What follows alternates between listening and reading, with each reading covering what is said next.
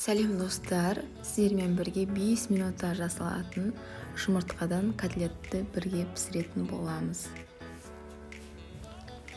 Бізге ең алдымен қажетті заттар: піскен жұмыртқа, сыр, сары май, ұн, шым-шым тұз қажет болады. Сырды үккіштен өткіземіз және оны ыдысымызға саламыз.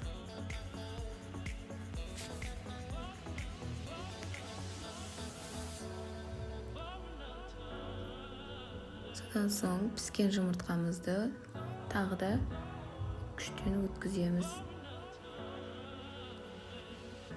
Оны да ыдысымызға саламыз.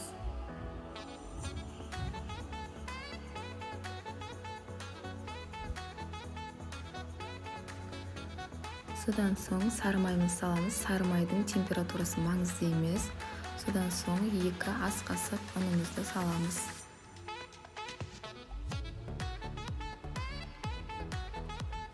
Шым-шым тұзымызды саламыз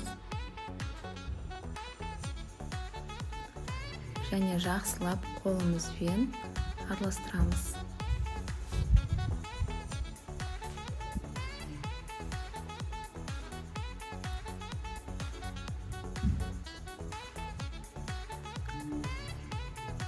Мінекей осылай болып шығады.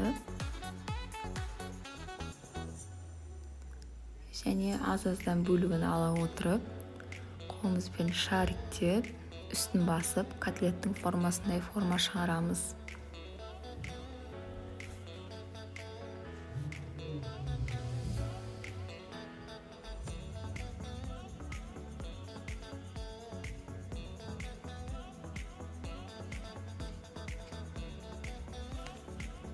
Мінекей осылай болып шығады.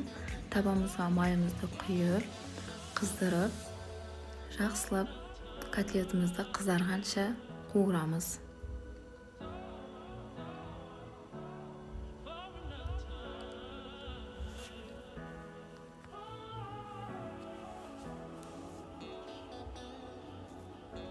Мінекей осылай қызарғанша жақсылап қуырамыз.